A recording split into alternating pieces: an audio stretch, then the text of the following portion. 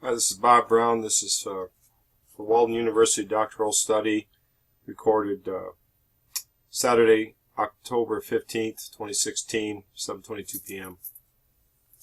And what we have here is I have my MRI information I was able to receive from Indiana MRI of Bloomington. And this was taken about 6 years ago, and it's kind of fascinating to see this, and I'm going to walk through this several times. The document here basically says that this is the multiplanar and multi-sequence imaging with and without contrast. Findings: the cerebellum tonsils protrude 5 millimeters below the foramen magnum. Sagittarial flare images demonstrate normal signal and morphology of the corpus callosum. There is no abnormal perineal psychomal signal, mass, or abdominal extra-axial fluid collection. The ventricles are normal in size-shaped position. There is no acute infarct. The mastoid air cells and paranasal sinuses are clear. The void flows of the large intracranial arteries are normal. On post-gadolinium images, there's no abnormal enhancement. So the impression from the radiologist, Dr. Eric Beltz, borderline Chiari 1 malformation. So what is borderline Chiari or Chiari malformation? And that is kind of interesting, and this is for future generations, and this information is freely available to anyone who wants to study it or use my data for any scientific research. And it's kind of interesting because this was never told to me until I read this document, and it says, what is a Chiari malformation? I'm probably pronouncing that wrong. It's a neurological disorder where part of the brain, the cerebellum, or more specifically the cerebellum tonsils, descend out of the skull into the spinal area.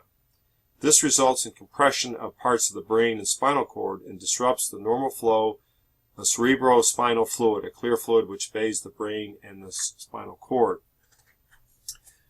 Kind of interesting that part of the brain actually descends out of the skull. That was kind of a revelation to me there. What are the symptoms? Because the Chiari involves the nervous system, symptoms can be numerous and varied. In fact, one large study showed the vast majority of the Chiari patients reported 5 or more symptoms, and 49 distinct symptoms were reported by 2 or more patients. The hallmark is headache. Intense pressure on the back of the head is brought on or aggravated by exercise, straining, coughing, sneezing, laughing, bending over, or similar activities. Other common symptoms include balance problems, which I have, and fullness in the ears. I always have that.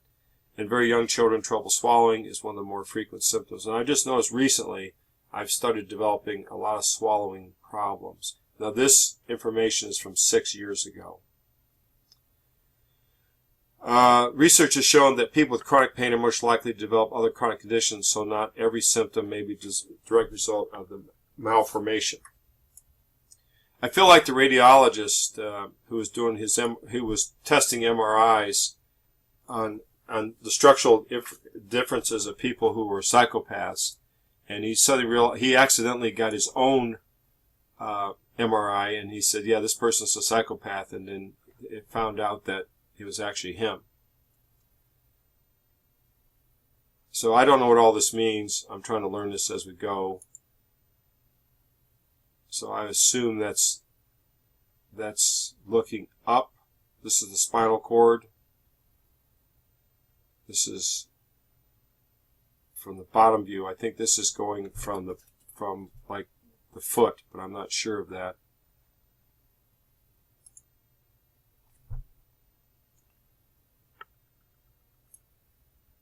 And you notice you can kind of move. There's the brain. There's my brain there. So one aspect I wanted to study on this is because I'm very interested from a business standpoint of the phenomena of corporate psychopaths. And there's been a lot of research that psychopathy is actually a structural difference in the brain. And of course, I'm not a radiologist. I'm not a neurologist. I can make no medical assertions. And that's why I'm using my data on myself, so I can, if I'm stupid enough to make my own diagnosis about myself, then I deserve it. But again, this information I'll put online, and if anyone wants to use this information for scientific purposes, they have free I'll load this on the Open Science Foundation. And so you notice how with the MRI you can move through the brain. It's kind of fascinating. There's the brain. It has hundreds of pictures, and I'm not sure the orientation here. I assume this is the back of the brain.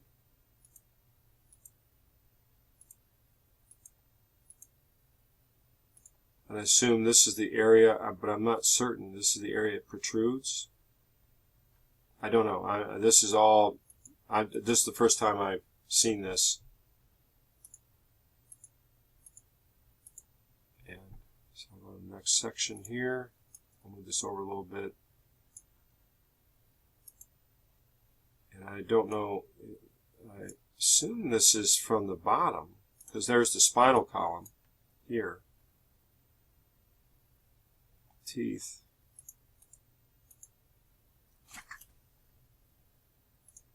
It's really fascinating.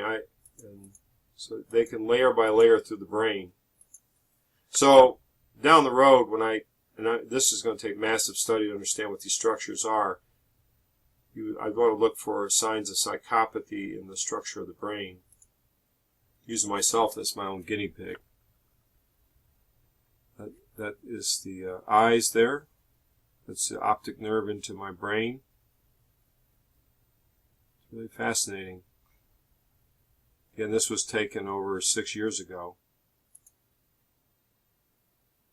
Eyes. It's amazing what we really are. I mean, what we see over here is superficially, but this is really this is the real humanity, is this structure. This enormously complex system we call the brain.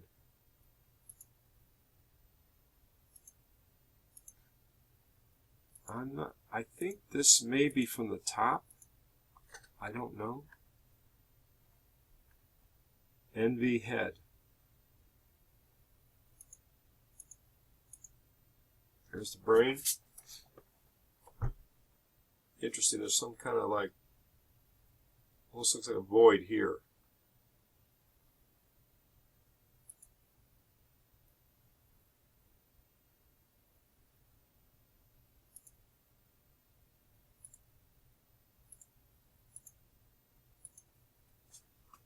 I guess that's the outer skull. Interesting. I assume that's the eyes and nasal cavity.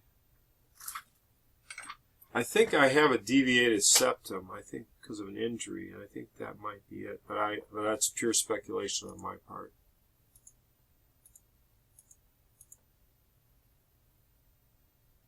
That's, as the MRI slices through, it's really fascinating seeing your eyes and the optic nerve there. That's really amazing.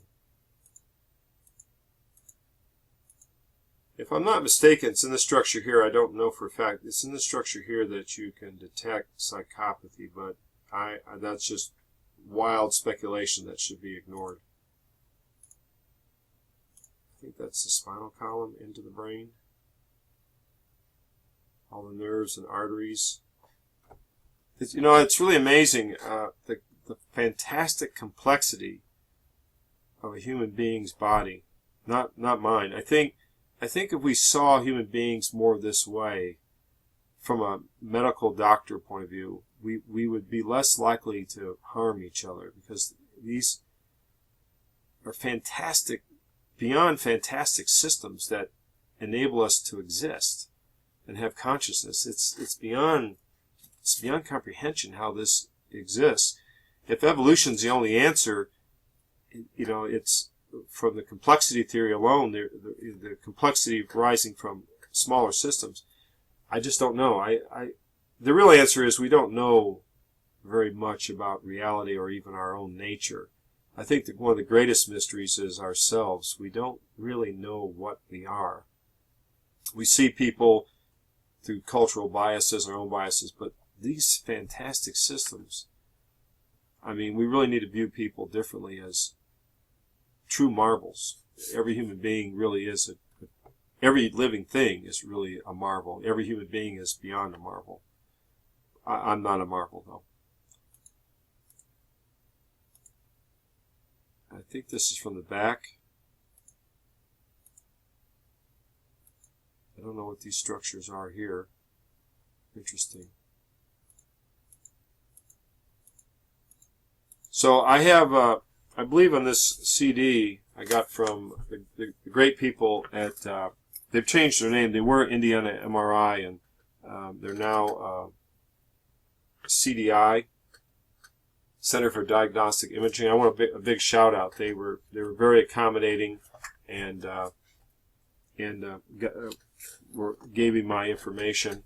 And I want to put this online so people who are interested, that it can have some value, maybe for relatives in the future, that maybe the structural information may be of value to their health or anyone's health. So again, I'll put this available on the Open Science Foundation site I'm using for my research. And anyone, I give free public license for this information. You're allowed to use it any way you want for scientific purposes. As long as it's for the greater good of humanity, it's freely available. Any information or any ideas I have are freely available, as long as they're for the benefit of humanity and not the detriment. So I assume this is the back. NV head. I don't know what NV. I'm never good at acronyms. I can make them up, I can never figure out. So I guess we're zooming out again.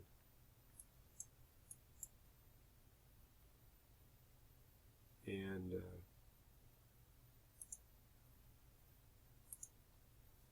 so that's just a brief, quick overview. I know that I have, I want to go through that structurally, looking for different structures. So it's interesting that this Chiaria, CHIARI1 malformation, borderline.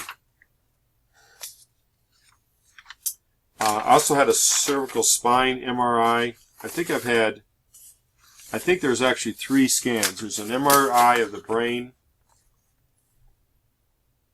There's an MRI of the spine. There's an MRI of the, I don't know, center spine and left spine. It's like I had 3 scans. So I had the brain, and I had 2 spinal scans. And my spinal scan showed that I had degenerative disc about 6 years ago, and I'm able to withstand the pain, but I've had the Pilates was the best thing that I did. And I kind of found the same thing my father did. The less pain medication you take, and I'm not telling anyone not to take their medication. I'm not telling anyone not to take pain medicine if they're in pain. But in my instance, I found that the less I take, the better off I am. With my new dog, I walk all the time, and the spinal pain and the headache pain are kind of manageable by exercise. But of course, that's only true for me. It's not true for anyone else. As you can see, and this is why it's difficult for pain management, is that it's going to load about 300 more. So let's bring up, I'm just kind of interested here, MRI, Psychopaths. Now again, this is just, let's get our friend Google, get some images. And here's what I'm trying to do, is I'm trying to match this view here, and I can't really stand these crazy names. Civilized gene. What does that mean?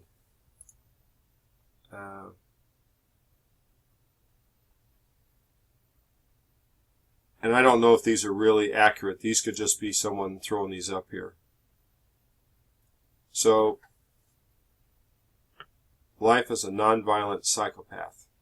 This may be the radiologist who discovered he was a psychopath with this information. There, over on the other screen, it's processing the other MRI images. So here's what I'd be looking for in myself. Here, this would be, and I don't know if I have this image, the side image. And here's a psychopath image. I really wish I had remembered what I was thinking about in the MRI chamber. I have claustrophobia, so I was very uncomfortable in the MRI. So if those emotions could be picked up, those would be the most. One, I was kind of bored. Two, it was very loud and noisy. Three, it's very cramped, and I have a lot of claustrophobic fear. And I really had to fight down. I had to really grab control of my emotions, because being enclosed in anything is really terrifying for me. And so it was very difficult, but I got through it because I realized, hey, I'm not in trouble. But I did notice that if the MRI technician didn't talk to me every so often, I got nervous. Like I had this terrible fear that, you know, he's wandered off and this machine's just irradiating me and I don't know what's going on. Very irrational, but if you have those feelings, and a lot of people have that feeling in a closed MRI. So it's still processing all the other images over there. So basically learned from here the different structures of the brain. The program that you can use is eFilm Lite. That's what CDI, or the Center for Diagnostic Imagery, so there it's popped up again. I'm not sure what this is. This might be, I think it's still processing.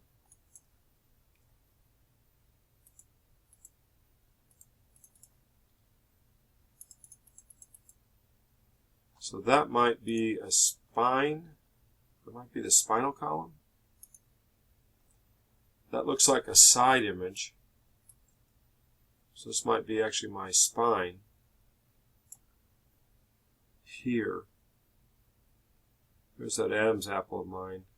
This seems, I don't know, I always feel like there's a big kink in my back here in the spine.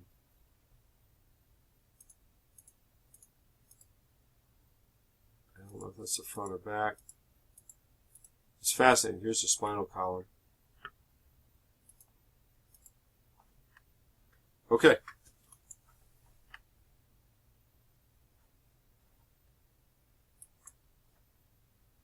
All right, well, I'm sure that's boring to anyone. I'm trying to get this on the Open Science Foundation, and my research here is using myself as my own guinea pig, is to detect abnormalities in the brain structure.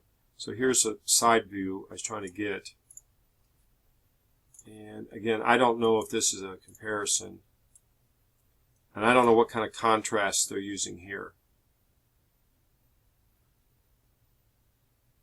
So I don't know how can you compare these? I don't know. Probably not. This is probably some type of contrast they put in. This may have no contrast in it at all. Hypothalamus, there's the spine into the brain.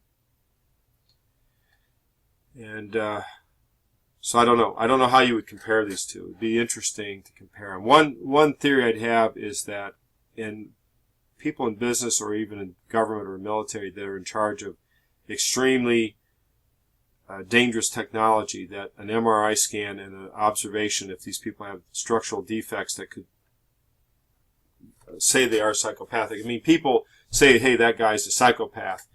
But there seems to be scientific evidence that you could use through an MRI scan, and you can say, hey, this person has structural indications of psychopathy. And of course, I'm not qualified to make that assertion at all. But from a business standpoint, if someone was in charge of a nuclear facility and there was cause for concern, my observation would be is maybe they should get an MRI, and then a qualified team needs to review it to make sure there's no structural problem. You can't really x-ray the human soul, I understand that, but you could find this out. So anyway, that's kind of something I've been wanting to do for a long time, to study this. I've been fascinated with it. And of course, to me, it's ethical to use your own information, but not other people without their permission. Even if a person was deceased, you'd have to get written permission. So for me, it's extremely valuable to have my own information, that I can make my own observations about myself without in any way impinging someone else. Okay, this is Bob Brown. This has been for Walden University for some of the research I'm doing on virtual avatars.